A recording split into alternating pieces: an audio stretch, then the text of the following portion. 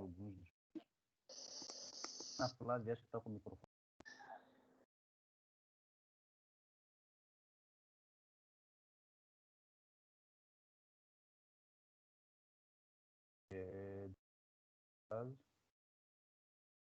Estava a resolver um problema relacionado. Parece que vocês não estavam a conseguir acessar os links lá referentes à aula.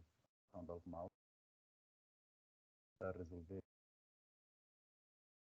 Hoje vamos dar continuidade. Eu acho que é certo, vamos fechar essa parte de medida de variabilidade, que é praticamente a última parte que eu vou avaliar. Okay? Então, eu acho que certamente vocês chegaram de ver lá no Moodle. Já coloquei lá uma lista de exercício para essa parte, para a primeira prova. Então, podem começar a fazer a qualquer momento. Ok. Na última aula, se a memória... Acho que a gente terminou aqui. A gente terminou aqui, faltava fazer uma explicação geral de como é que a gente consegue, como é que podemos calcular aquilo que são as medidas de variabilidade. Eu me refiro particularmente ao desvio médio absoluto e ao desvio padrão. Eu estou a focar apenas no desvio médio absoluto e desvio padrão, porque para calcular essas outras quantidades, essas outras medidas de variabilidade que eu coloquei aqui, como é o caso da amplitude total e amplitude entre quartis, isso é fácil, vocês sabem muito bem. E nesse caso, vocês vão ter que pegar fazer a diferença entre a maior observação pela menor, okay? Naquela massa de dados que vocês têm antes de agrupar nesse caso. E a amplitude entre quartis, você vai fazer essa diferença do quartil 3 pelo quartil 1. E como obter quartil 3 e quartil 1? Segue aquela mesma ideia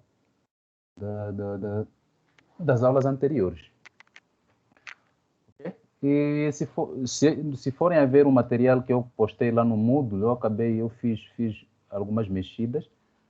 O desvio padrão, eu coloquei dessa forma para poder colocar o conteúdo um pouco mais geral, porque se vocês forem a pegar um e o outro livro, tem uma notação um pouco diferente. Então, o desvio padrão, a gente pode escrever DP, basicamente são as iniciais dessa palavra desvio padrão, ou pode ser simplesmente o S. Okay? S, porque o desvio padrão, a gente vai ter que extrair a raiz quadrada da variância. Então, se vocês forem encontrar o DP ou S, significa a mesma coisa, que é desvio padrão. Então, voltando à parte onde a gente terminou na última aula, se por acaso tiverem algum problema aí com o meu áudio, acho que podem escrever no chat. Eu vou ativar aqui a notificação.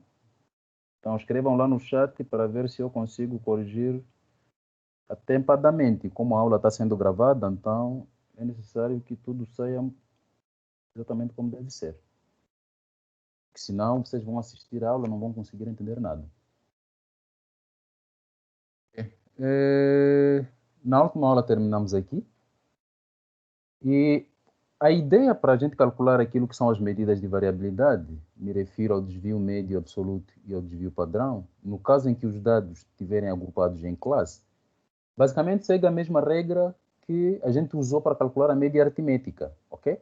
Como vocês podem observar, nesse caso, a única coisa que eu tenho aqui é simplesmente essa classe, onde para cada classe a gente tem aquilo que é o limite inferior e o limite superior da classe.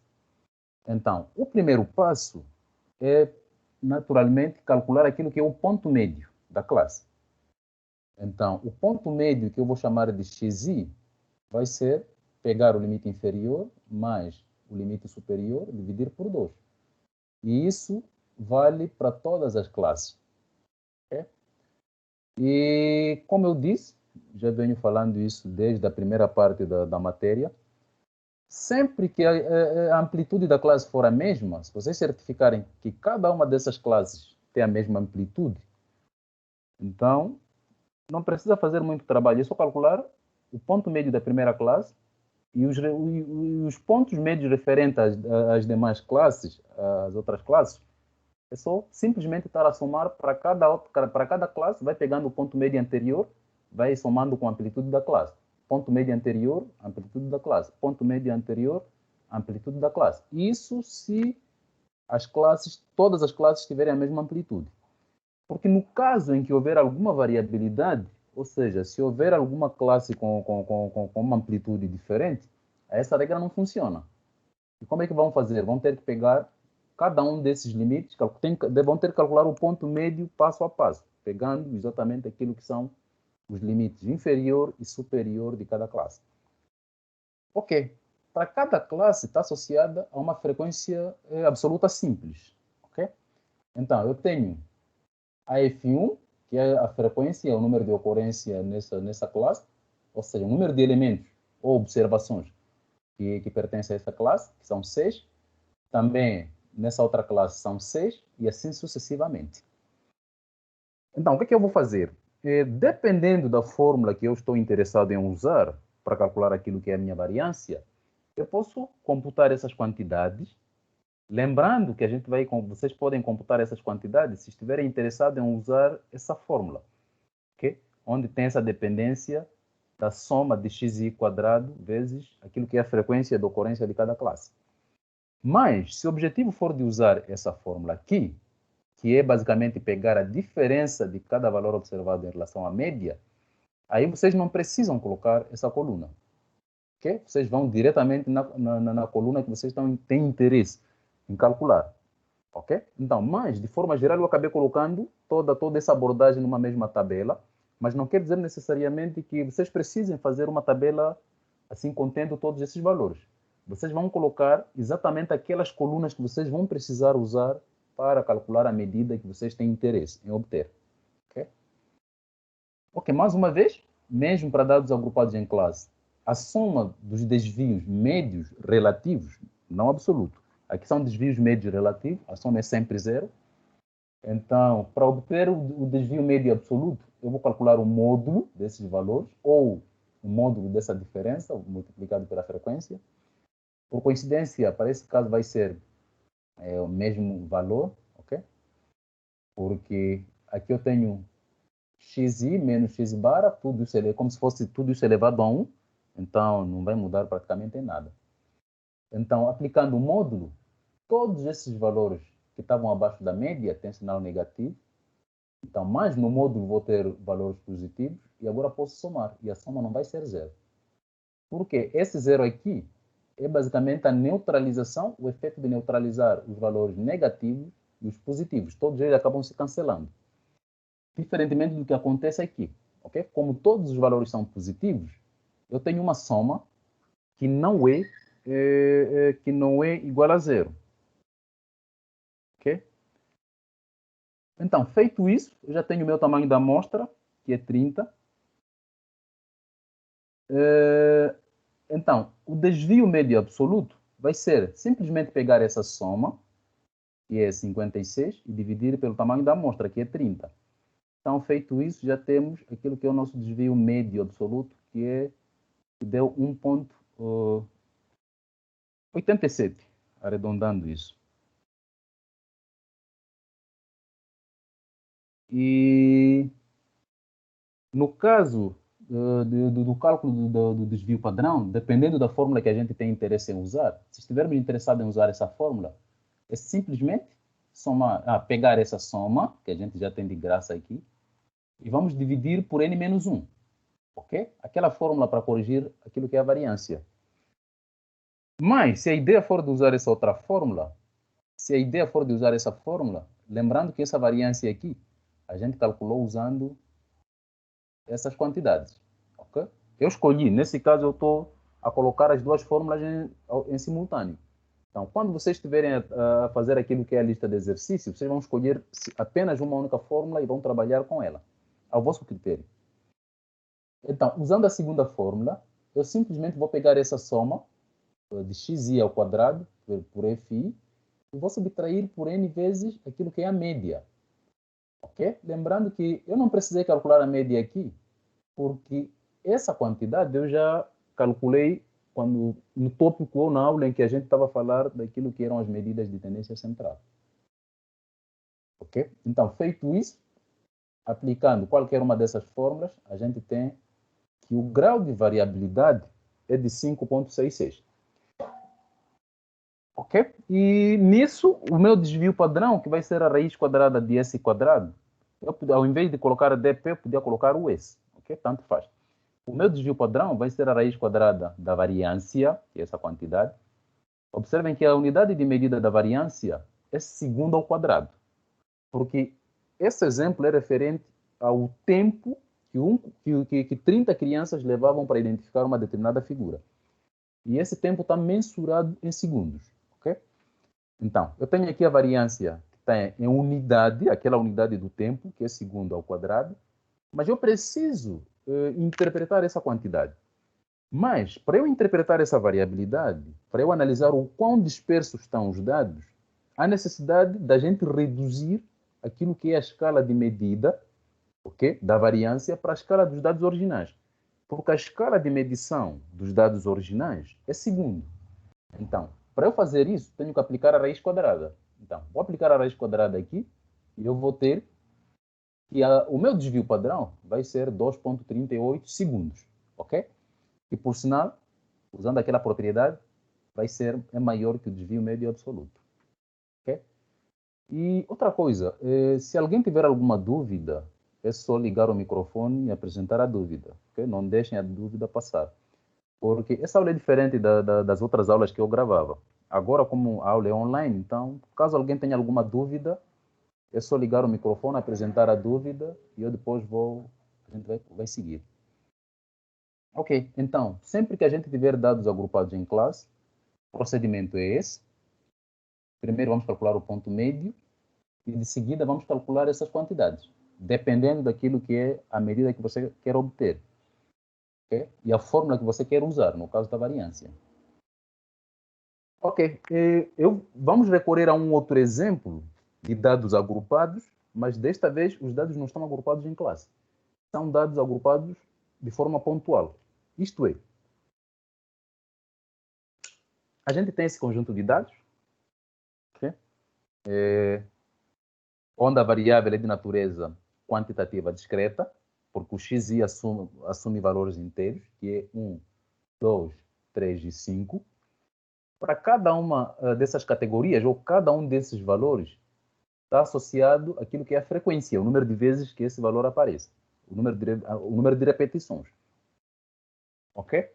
Então, mais uma vez, dependendo da fórmula que eu estiver interessado em usar para calcular a variância, eu posso computar essa quantidade, ou, se eu não quiser usar essa fórmula, eu posso, basicamente, omitir essa coluna. Eu posso deixar de fora e vou calcular essa diferença quadrática vezes aquilo que é a frequência de ocorrência de cada uma das categorias.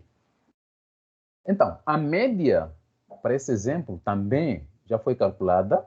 Esse exemplo eu tratamos desse exemplo tanto para calcular a média aritmética, mediana, moda e por aí vai. É o mesmo exemplo que eu estou a carregar desde da primeira parte da matéria. Okay? Então, a média aritmética já foi calculada nas aulas anteriores e a gente obteve essa quantidade, que é 2,2. Então, podemos calcular essa quantidade, que é pegar simplesmente o 1 ao quadrado, multiplicar por 3, o 2 ao quadrado, que dá 4, multiplicado por 4, que é a frequência, temos 16, e assim sucessivamente, para os demais valores. Ok. Feito isso, no segundo passo, nós queremos calcular aquilo que é o desvio médio. Ok? Para obter o desvio médio, a gente vai pegar cada valor observado, xi, vamos subtrair pela média e vamos multiplicar em seguida pela frequência absoluta simples associada àquela categoria. Então, aqui basicamente a gente teria 1 menos 2,2, que vai ser menos 1,2. Vamos multiplicar por 3, aí vamos ter 3,6. Vamos fazer a mesma coisa aqui, aqui e aqui. Vamos ter esses valores. A soma desses valores, como vocês podem ver, essa parte daqui, eu tenho 4,4, aqui também dá menos 4,4, então isso acaba se neutralizando, dá zero. A soma dos desvios. Desvio relativo, né? Sem aplicar o módulo. Porque, aplicando o módulo, o sinal positivo vai desaparecer. A mesma coisa que eu falei na última aula. A essência da gente pegar um valor negativo, aplicar um módulo, a única coisa que vai mudar em aplicar o módulo é que você vai esquecer o sinal. Okay? Aplicar módulo nesses valores significa esquecer o sinal e pegar apenas a parte positiva do valor. Então, vamos ter essa quantidade. A soma desses valores dá 8,8, ok? O nosso objetivo, ou o nosso interesse é de calcular aquilo que é o desvio médio absoluto. E a fórmula para calcularmos o desvio médio absoluto é basicamente essa soma, ok? Que é essa soma dividido por n. O nosso n é a soma das frequências, ok? Que dá 10. Então, fazendo essa razão, vamos ter 0,88. Okay? No caso do desvio padrão, eu optei em usar essa fórmula, optei em usar essa fórmula, que eu considero ser a mais simples, ok? Porque não preciso trabalhar muito fazendo aquelas diferenças todas. Então, a soma de xi ao quadrado vezes fi, ou seja, esse ao quadrado vezes a frequência, esse ao quadrado vezes a frequência, 3 ao quadrado vezes a frequência, e assim sucessivamente, deu 62. Okay? Então, vou colocar 62 na fórmula, menos o n, que é 10, vezes a média, que é 2,2.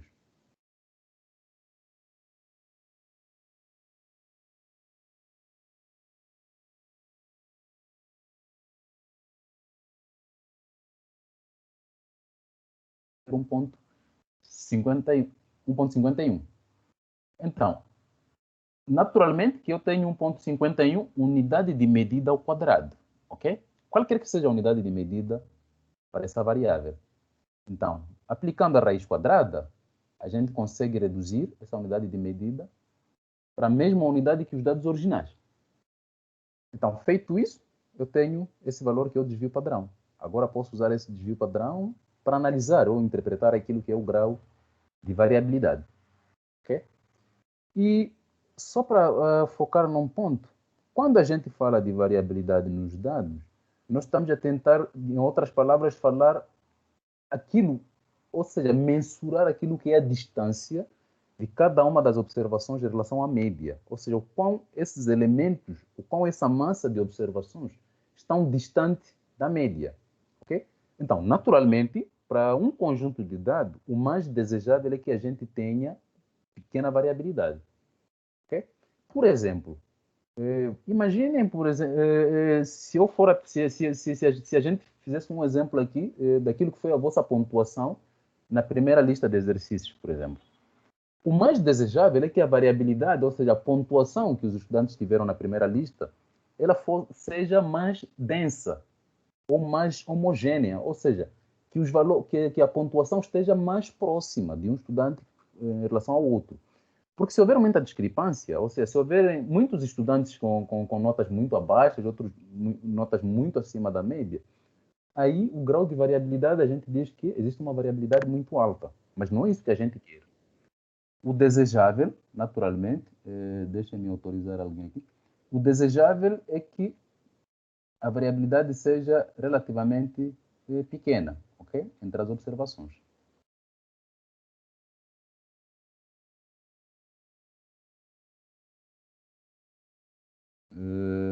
Ok, já foi. E existem algumas propriedades, tal como a gente falou da média, da moda, da mediana.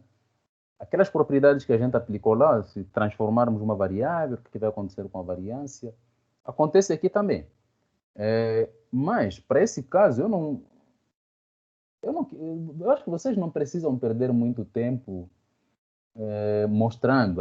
Eu não quero que vocês mostrem isso, eu só quero que vocês fixem o que está acontecendo. Okay? Por exemplo, se eu for a somar ou subtrair cada uma dessas observações originais por uma constante qualquer, atenção, quando eu falo adicionar ou subtrair uma constante, significa O valor que eu vou adicionar a 1 vai ser o mesmo que eu vou adicionar o 2, o mesmo que eu vou adicionar o 3, o mesmo que eu vou adicionar o 5, ok? Então, o C é uma constante qualquer. Se você adiciona o C no primeiro valor, é o mesmo C que você vai adicionar no segundo valor, terceira observação, e assim sucessivamente. Então, fazendo isso para todos os valores observados, a variância não vai mudar, ok? A variância não vai mudar. Isto é, imagine, eu vou pegar aquilo que foi a pontuação, que a vossa pontuação na primeira lista de exercícios, eu vou adicionar. Para cada estudante, eu vou acrescentar um ponto. Vou acrescentar um ponto para cada estudante. O que vai mudar? O que vai mudar é a média global da turma. Okay? A média global da turma, naturalmente, vai mudar por causa daquela pontuação que eu adicionei para cada estudante, aquele bônus que eu dei a cada estudante. Mas a forma como esses dados estão dispersos, a forma como esses dados estão espalhados, não vai mudar em nada. Por quê? Eu estou a deslocar a primeira observação para uma escala 1 a mais, a segunda para uma escala 1 a mais, a terceira para uma escala 1 a mais. Ou seja, isso simplesmente o que a gente vai fazer vai ser deslocar cada observação. Mas a distância existente entre as observações continua sendo a mesma. Então, por isso que somar ou subtrair cada observação x por uma constante, a variância ela não altera, vai continuar sendo a mesma. Diferentemente da média, porque a média vai alterar. Mas, outra coisa, se eu multiplico ou dividindo cada uma das observações por uma constante, a nova variância naturalmente vai ser multiplicada pela constante ao quadrado. Isto é, se você multiplica cada xi por uma constante, a nova variância vai ser a variância antiga vezes a constante ao quadrado. Por que constante ao quadrado? Por causa dessa fórmula. Como vocês podem ver aqui, essa fórmula depende desse quadrado. Okay? Então, se você multiplicou C, a média vai ser multiplicada por C, mas esse C, você pode pôr em evidência o C. Então, pondo em evidência o C vai levar consigo o seu quadrado.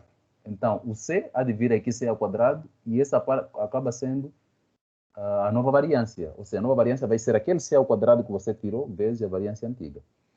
Então, esse quadrado aqui é que faz com que essa propriedade seja válida, ok? Que multiplicando cada uma das observações por uma constante, a nova variância vai ser a variância anterior multiplicada, aliás, variância anterior multiplicada pela constante ao quadrado. E dividindo cada uma dessas observações, a nova variância vai ser a variância antiga dividido pela constante ao quadrado. Então, mais uma vez, se não fosse por causa dessa modalidade de ensino, provavelmente eu ia mostrar a vocês na sala, usando assim uma explicação um pouco mais fácil para vocês entenderem o que isso está acontecendo.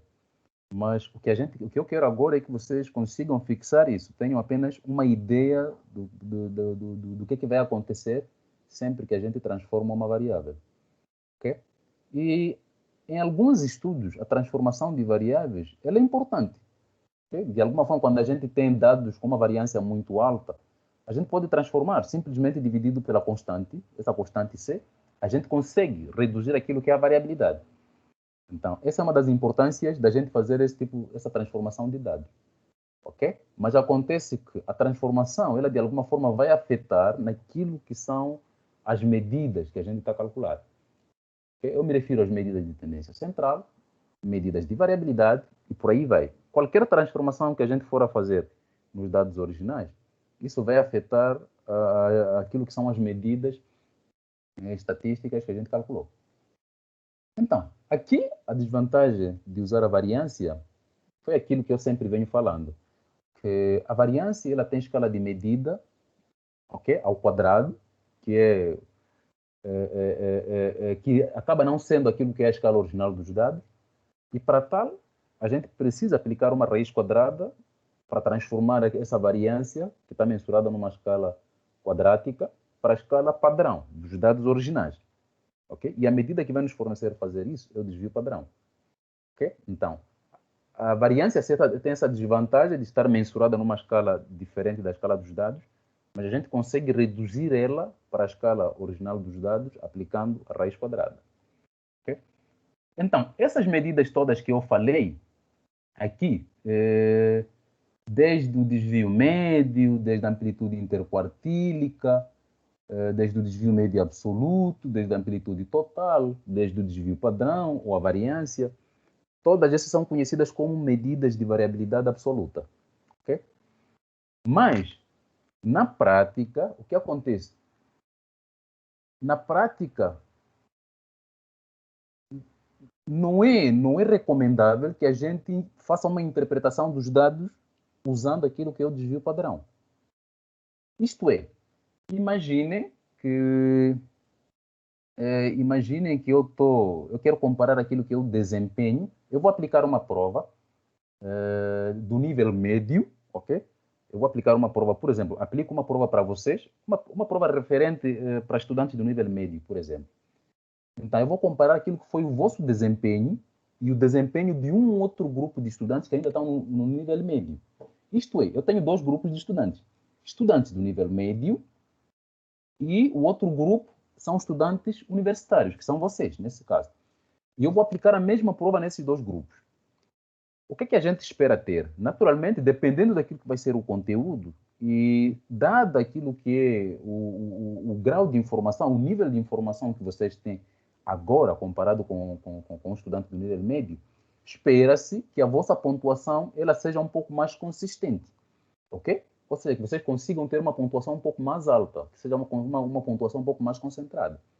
Já para aqueles estudantes do nível médio, a gente espera que a variabilidade daquilo que for aquilo que vai ser a pontuação deles seja basicamente muito elevada. Por que muito elevada? Porque na prática nós estamos a aplicar uma prova do nível deles. Ok? Então, naturalmente, existem aqueles que ainda não conseguiram assimilar bem aquele conteúdo. Então, para o vosso caso, não. Vocês já estão num outro nível, já aprenderam assim, conteúdo um pouco mais avançado. Então, a gente parte do pressuposto que aquele conteúdo do ensino médio acaba sendo algo que vocês conseguem fazer com muita facilidade. Então, comparar a variabilidade da pontuação nesses dois grupos acaba não fazendo muito sentido. Ok? Outro exemplo, talvez, que eu podia dar, imaginem que nós queremos analisar aquilo que é a distância percorrida por um grupo, por dois grupos de indivíduos. O primeiro grupo vai ser composto por crianças, por exemplo, de 0 a 3 anos de idade, e outro grupo vai ser de indivíduos adultos, ok? Maiores de 18 anos ou maiores de 16 anos. Nós queremos analisar qual é a distância que eles conseguem percorrer, sei lá, no intervalo, por exemplo, de 1 hora, ok? Então, vamos começar a mensurar o tempo para cada indivíduo daquele grupo de crianças, vamos ver qual é a distância que ele vai percorrer. E vamos fazer o mesmo para aquele grupo de adultos. Naturalmente, naquele grupo de crianças, a gente pode ver que nesses intervalos de tempo eles vão percorrer uma distância muito curta, okay? Em metros, por exemplo. Já aquele grupo de indivíduos, adultos, okay? Ou pessoas mais crescidas, eles podem conseguir percorrer quilômetros e quilômetros. Okay? Então, a questão que surge é, será que faz sentido a gente comparar aquilo que é a variabilidade, ou seja, o quão dispersos estão essas distâncias daquele grupo de criança com o grupo de adultos, usando o desvio padrão? É claro que não. Por quê? As crianças, ok? Eles não vão conseguir percorrer uma distância em quilômetros no intervalo de 30 minutos. Eles só podem percorrer no máximo uma distância de alguns metros, 50 metros, 100 metros. Adultos não, podem conseguir percorrer 30, 5, 10 quilômetros e por aí vai. Então, existe essa diferença na escala de medição da distância.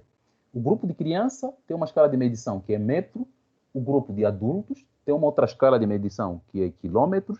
Então, não faz muito sentido comparar aquilo que vai ser a variabilidade nesses dois grupos, usando o desvio padrão.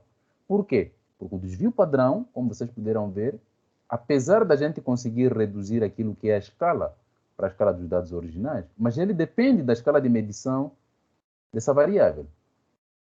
Ou seja, o desvio padrão é uma medida que é fortemente afetada pela escala de medição da variável, nesse caso dos dados originais. Okay? Então, para tal, existe uma medida estatística muito robusta que ela é recomendável usar quando o nosso objetivo é de verificar ou comparar a variabilidade entre dois grupos de indivíduos. Okay? E essa medida ela é conhecida como coeficiente de variação. O coeficiente de variação é uma medida relativa, ok? Lembrando que, eu não sei o que foi que eu falei antes, mas aquelas medidas de variabilidade que a gente viu, amplitude interquartílica, desvio padrão, desvio quartílico, são medidas de variabilidade absoluta. Mas o coeficiente de variação, não. O coeficiente de variação é uma medida de variabilidade relativa, porque ela vai levar em consideração aquilo que é a variabilidade no grupo, ponderada pela média aritmética daquele grupo. Ok? Isto é, o coeficiente de variação ela é uma medida adimensional. Por que adimensional? Porque ela não depende da escala de medição das variáveis. Isto é, a comparação do grau de variabilidade desses dois grupos, o grupo de crianças e o grupo de adultos, naturalmente, não faz sentido comparar essa variabilidade usando o desvio padrão, porque o desvio padrão vai depender da escala de medição, em metros ou em quilômetros. Já o coeficiente de variação, não. O coeficiente de variação, ela não tem nenhuma escala, porque aquele metro do desvio padrão e o metro da média acaba se cancelando, então ela não tem nenhuma escala de medição. Então, é uma medida, é a medida mais adequada que nós podemos usar para comparar o grau de homogeneidade, ou seja, o quão os dados estão compactos, ou o grau de heterogeneidade, ou de outra forma, grau de variabilidade do conjunto de dados. Okay?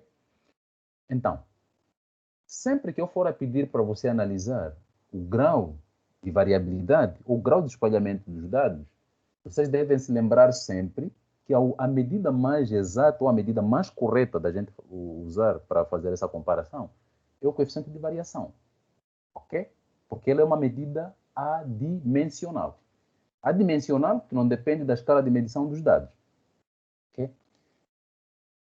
Então, se vocês forem a olhar para esses dois conjuntos, de forma errada, nós podemos, se a gente usasse o desvio padrão, nós podíamos concluir que o conjunto 1, observem que eu estou a comparar dois conjuntos, ok? Então, eu tenho, no primeiro conjunto tenho a média igual a 10, no segundo conjunto a média é 30, no primeiro conjunto eu tenho o desvio padrão que é 5,5 e o segundo conjunto tem um desvio padrão de 8,5. Então, comparando a variabilidade nesses dois grupos, a gente pode chegar à conclusão que o conjunto 1, os dados no conjunto 1 são mais estáveis, ou seja, os dados estão mais próximos, são mais compactos. Existe maior homogeneidade no conjunto 1, porque o desvio padrão é pequeno. Mas a gente não sabe qual é a escala de medição dessas variáveis. Então, não faz sentido comparar aquilo que é o grau de variabilidade usando o desvio padrão. Então, para tal, nós vamos recorrer ao coeficiente de variação, que vai ser uma medida que não depende da escala de medição. Okay? É uma medida de variabilidade que é adimensional. Okay? Então, o coeficiente de variação ele é adimensional, porque não depende da escala de medida da variável.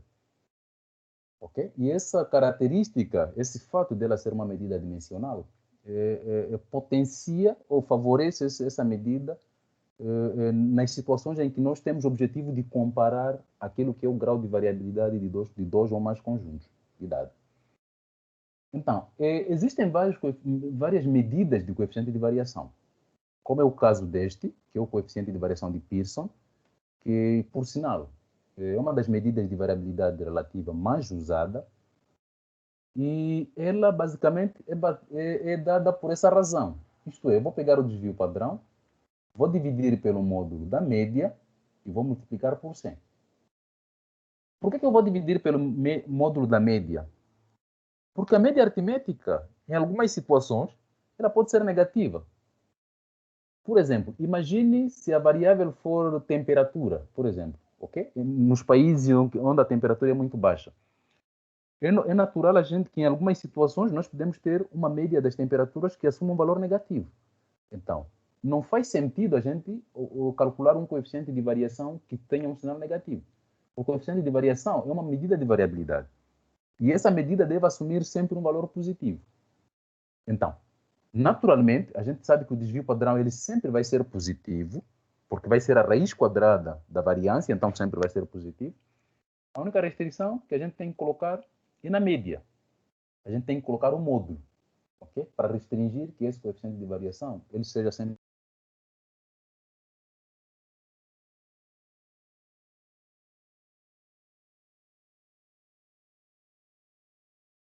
tem não colocar essas medidas aqui, vamos trabalhar apenas com o coeficiente de variação de Pearson.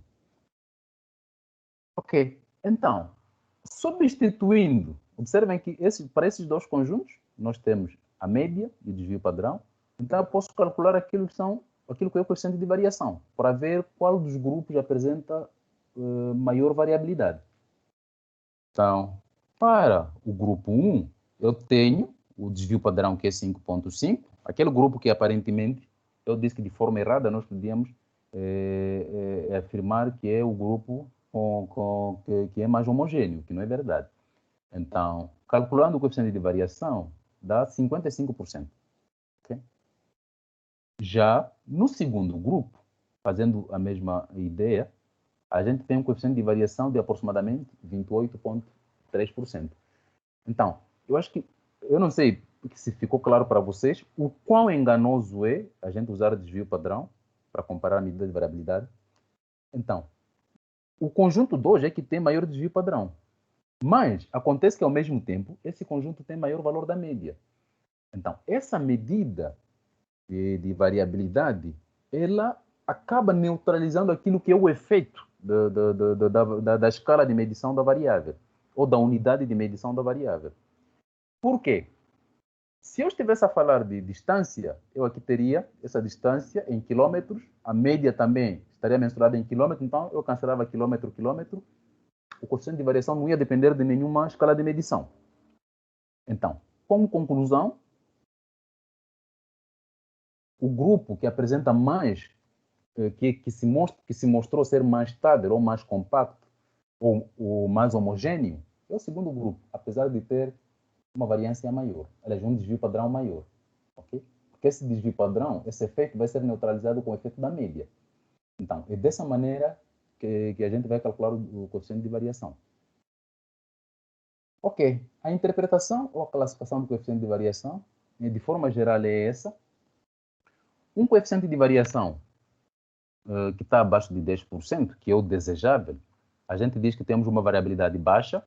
Se estiver entre 10% a 20%, observem que o 20% não faz parte aqui, temos uma variabilidade intermediária de 20% a 30%, o 30% também não faz parte, temos uma variabilidade alta, e se o coeficiente de variação for maior ou igual a 30%, por exemplo, para esse caso, o caso do grupo 1, nós temos uma variabilidade muito alta.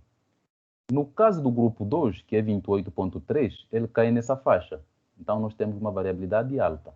Okay? É dessa forma que a gente vai interpretar o coeficiente de variação. Ok, vamos ver um exemplo. Esse exemplo, claramente, a gente já tem o... Aliás, tem um erro aqui. Na verdade, não pode ser a variância, tem que ser o desvio padrão. Como podem ver, a escala de medição não é milhões ao quadrado, é simplesmente milhões. Então, eu não sei como é que isso passou, mas aqui tem que ser simplesmente o desvio padrão, tem que ser o S, não pode ser esse quadrado. Ok? Então, considere o exemplo referente ao nível de faturamento da empresa de telecomunicações em 10 filiais. Note que, ok, vamos ver o exemplo, só para vocês verem aqui, esse exemplo, calculadas medidas, a gente tem, observem, a variância que deu 0,235. Já o desvio padrão foi 0,485 milhões. Então, aqui tem que ser desvio padrão e não variância. Aqui tem que ser desvio padrão. Esse é o desvio padrão daquele exemplo. Ok, nós queremos ver qual é o grau de variabilidade daqueles dados, dos níveis de faturamento para cada filial.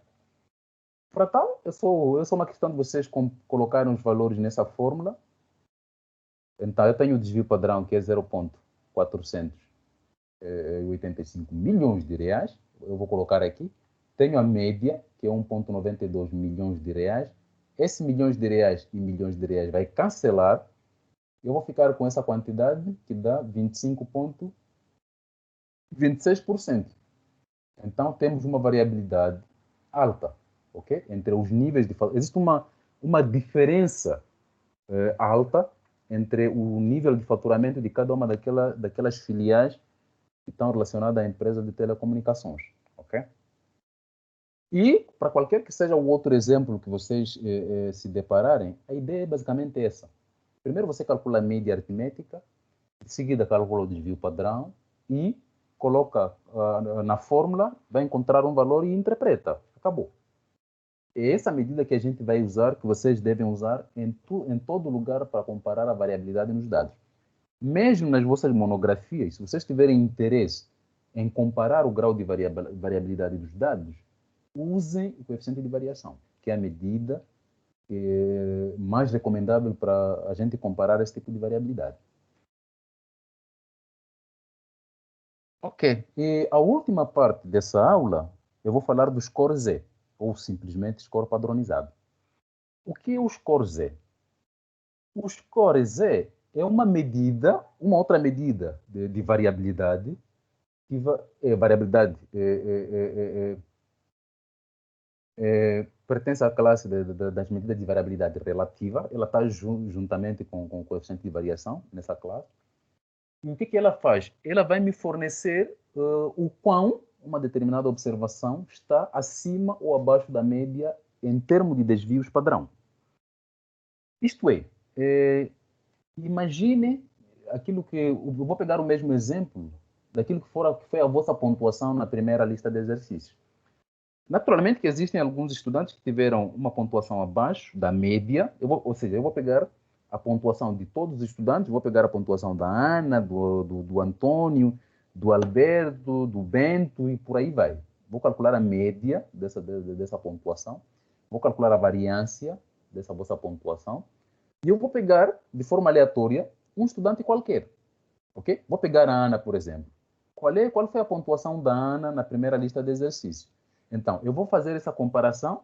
Se a Ana teve 3,5, mas a média foi de 3,75, existe uma distância aqui, ok? Então, a questão que surge é, essa distância, ela está abaixo ou acima da média? E se está abaixo ou acima da média, será que está muito afastada da média ou está muito próxima da média? Então, para a gente conseguir chegar a essa conclusão, isso em termos de desvios padrão, a gente precisa definir uma outra medida de variabilidade, que é o score Z. Okay? Então, o score Z, como disse, é uma medida de variabilidade relativa, ela pertence, está na mesma classe que o desvio amplitude, aliás, que o coeficiente de variação. Okay? A diferença é que o coeficiente de variação ela vai medir o grau de espalhamento dos dados. O score Z ele vai medir o quão uma observação está muito distante da média ou está muito próxima da média, isso em termos de desvios padrão. Okay? Então, essa medida vai nos ajudar, okay? Aquilo que eu falei, o quão afastada está uma determinada observação em relação à média. Okay? Por ser uma medida de posição relativa, nós vamos levar em consideração a média aritmética e o desvio padrão. Okay? Enquanto o coeficiente de variação, a gente faz essa razão do desvio padrão pela média, os scores não. Os scores a gente vai pegar aquela diferença de xi pela média e vamos dividir pelo desvio padrão. Para tal, ok? Suponha que nós temos essas observações x1, x2 até xn. Sobre essas observações, nós podemos calcular a média aritmética, que vocês sabem muito bem como calcular. Podemos calcular o desvio padrão, o S, ou DP, ok? Então, isso significa que cada valor xi, ele está associado a um determinado score padrão. Isto é, o score padrão o score padrão ou o score Z, aliás, eu estou sempre a falar de score padrão. Então, pode ser score padrão ou score Z, é a mesma coisa, é o mesmo nome. O termo padrão é porque eu estou a dividir essa diferença de xi por x bar pelo desvio padrão, por isso que é score padrão. Mas também pode ser score Z. Então, o score padrão ou score Z vai ser dada por essa fórmula. Eu não sei se isso vos remete ou vocês conseguem puxar pela memória. Xi menos x bar é essa quantidade. É essa quantidade aqui. É o desvio relativo.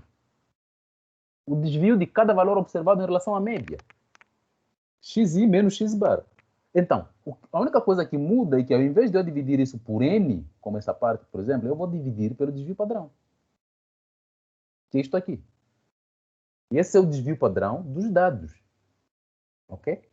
Então, o que acontece? Fazendo uma álgebra muito simples, imagine, eu quero isolar o xi. Eu quero ver qual vai ser a expressão do xi usando essa fórmula. O xi, eu vou passar o desvio padrão multiplicado por zi. Então, eu vou ficar com dp vezes zi, vai ser igual a xi menos x bar, passar desse multiplicando para cá. Então, eu quero isolar o xi. Eu posso passar o x bar, que é negativo, para outro membro. Ele vai ser positivo. Então, eu vou ter que uma determinada observação, xi são conhecidos como observações ou score original. Score original dos dados. No caso da média, aliás, das vossas notas, a pontuação que vocês tiveram vão ter cada uma das listas são conhecidas como scores originais ou valores observados. Então, esse score original, para uma determinada variável, ele pode ser dado pelo score Z, que é esse valor que você calculou, vezes o desvio padrão, mais a média geral da turma. Okay? Porque, imagine, esse xi pode ser aquilo que foi a pontuação do Alberto, por exemplo, na primeira lista de exercício. Mas, se esse xi é a nota do Alberto, sobre aquela turma, nós temos uma média, a nota média. Okay? Temos o desvio padrão daquelas notas. E já tenho o score Z referente à nota do Alberto. Por quê? O score Z, o ZI, ele depende do I, que é o indivíduo particular. Okay? O I representa um indivíduo em particular. Ok, recomenda-se que o score Z seja arredondado a 2 casas decimais. Esse score padronizado, o score Z, ele vai nos permitir identificar observações muito raras. Isto é, imagine que naquela turma tem uma pontuação de 0 a 5 na primeira lista de exercícios, mas existe um estudante que teve 0,1, ok?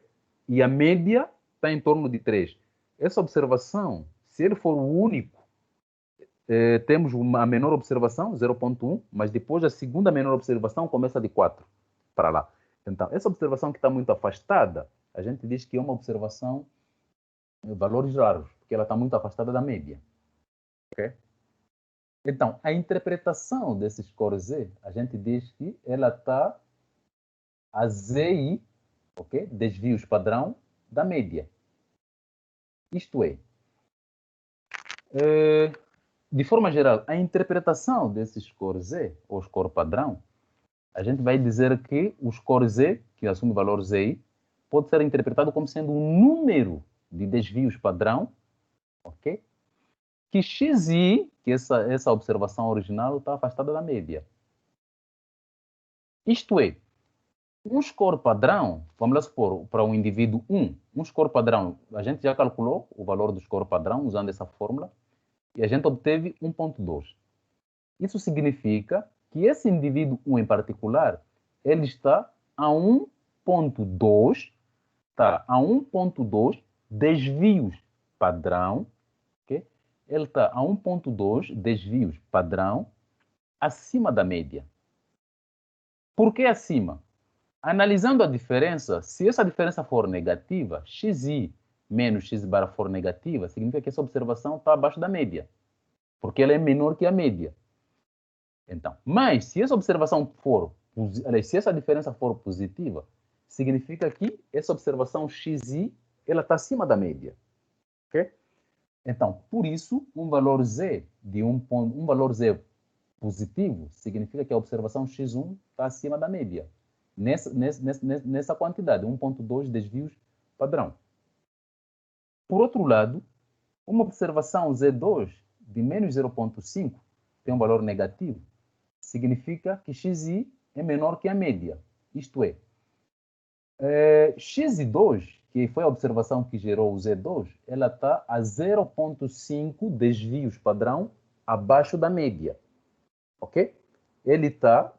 Quando você faz a interpretação, não precisa levar o sinal. É só dizer que essa quantidade está a 0.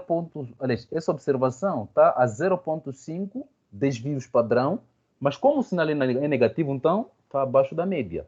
Se o sinal fosse positivo, ele estaria acima da média. É essa lógica que a gente faz. Okay? De forma geral, um score Z maior que 0, por exemplo, esse valor, a gente diz que a observação XI, essa observação XI que gerou esse score padrão, ela é maior do que a média. Ok? Se o score Z for maior que 0. Por outro lado, se o score Z for menor que 0, a gente diz que essa observação ela está abaixo da média. Isto é, XI é menor do que a média. Para algum indivíduo I. Okay? Então, vamos fechar com esse exemplo. Aliás, minto. Acho que são 2 exemplos, mas o último eu vou correr. Ainda tenho 3 minutos. E só como faltam um slide praticamente, eu vou ter que terminar essa aula. Ok, nós temos um exemplo, por exemplo, uma turma de 9 alunos. Esses alunos foram avaliados na disciplina de matemática e história, e aquilo que foi a pontuação é dada dessa natureza. O primeiro aluno teve 6, a matemática, e teve 7, a história, e assim sucessivamente. Então, nós queremos avaliar, selecionamos aleatoriamente o aluno número 6, que é este aluno. Nós queremos ver se ele saiu-se bem na disciplina de história ou na disciplina de matemática. Ou seja, nós queremos ver o quão a nota que esse aluno teve a matemática e história está afastada da média. Média de cada uma daquelas disciplinas. Na disciplina de matemática, nós temos essa pontuação para todos os alunos. Então, sobre essa pontuação, nós podemos calcular a média da disciplina de matemática e podemos calcular o desvio padrão na disciplina de matemática. O mesmo vai acontecer na disciplina de história. Okay? Nós podemos calcular a média e o desvio padrão na disciplina de história.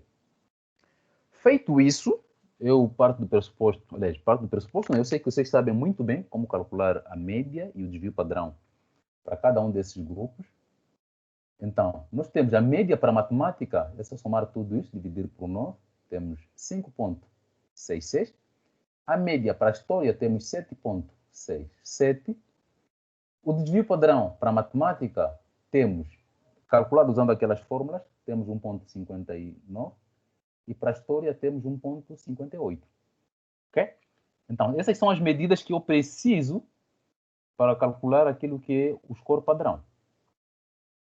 Ok. Nós queremos ver se o aluno número 6 ele saiu-se bem na disciplina de matemática ou história. O que a gente vai fazer?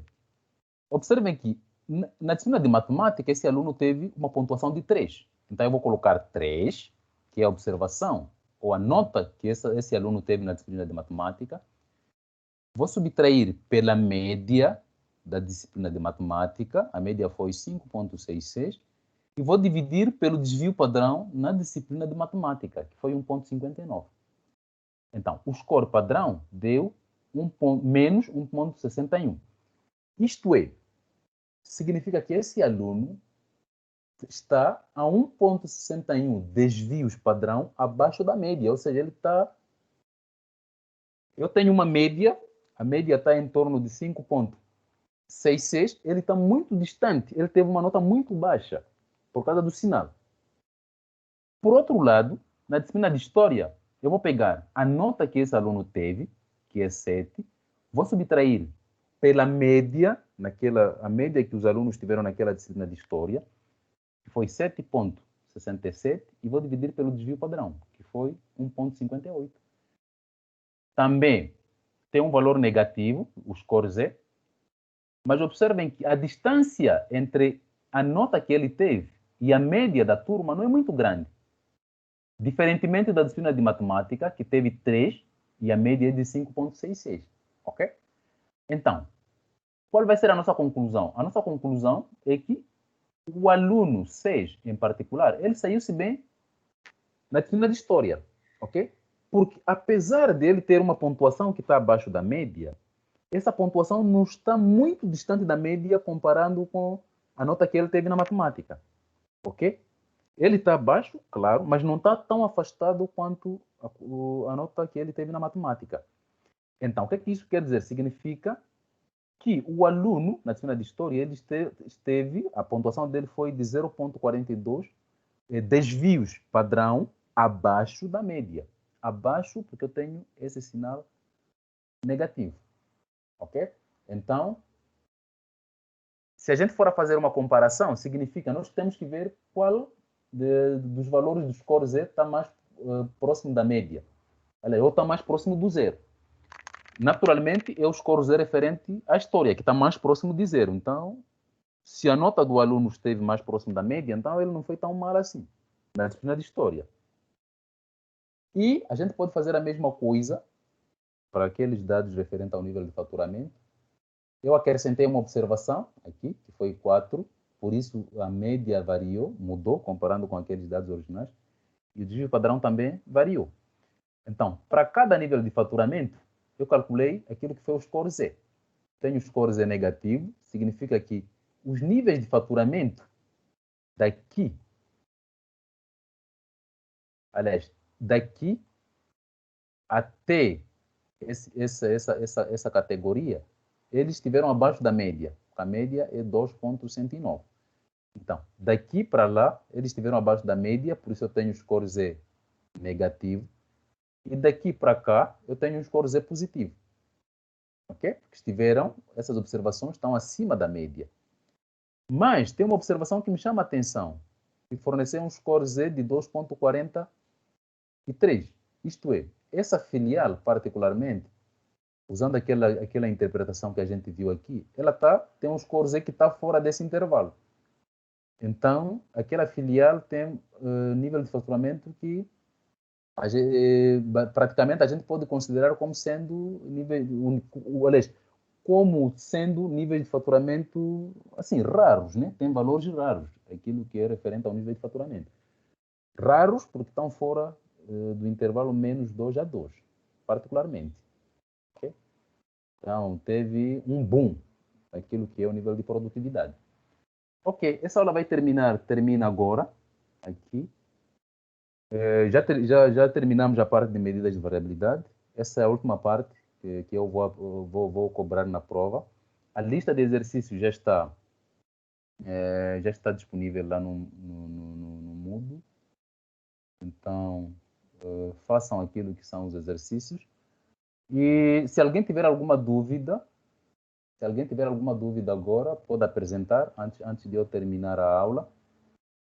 Ok? Caso alguém tenha uma dúvida, é só ligar o microfone e falar.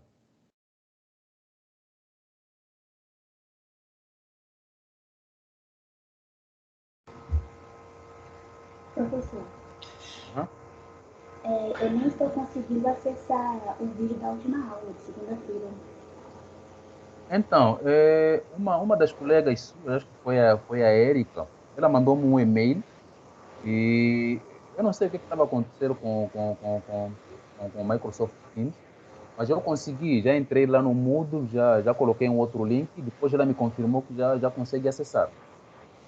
Mas enquanto isso, talvez para facilitar, o que vocês podem fazer? Eu acho que vocês podem fazer uma busca lá no vosso Microsoft, na vossa conta do Teams, para ver se vocês conseguem encontrar esse grupo eu coloquei 180 GP, que é a equipe, okay? A equipe dessa disciplina, para ver se eu consigo adicionar vocês. Adicionando, talvez eu acho que isso possa facilitar o processo para vocês conseguirem acessar aquilo que é conteúdo que eu vou postando, né? Porque quando é um grupo particular e o estudante não tá inscrito nesse grupo, eu acho que acaba existindo esse problema para acessar aquilo que é vídeo de aula. Tá Mas bom, obrigada. pelo que a Erika me confirmou, parece que agora está tudo certo, porque ela depois conseguiu acessar. Eu tive que mudar algumas coisas aí. Eu tentei agora na hora da aula e não consegui. Que horas você tentou? Antes, foi agora ou... Agora há pouco, deve ter uns 10 minutos. Nossa, é estranho. Então eu acho que tem que envie alguma coisa, algum pedido para você ingressar no grupo aqui no Microsoft Teams. Eu vou autorizar e aí tenta de novo para ver se conseguiu ou não. Tá bom, obrigada. Então, tá, se o problema prevalecer, mesmo depois de eu te adicionar no grupo, é só escrever para ver o que está acontecendo. Tá bom. Tá.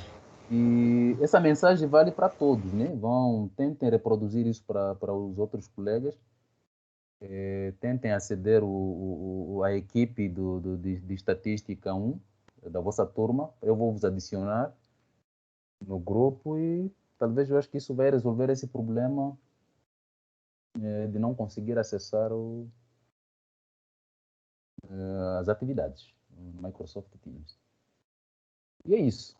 Se caso alguém tenha alguma outra dúvida, é só falar. Se não tiverem, eu vou terminar a aula agora.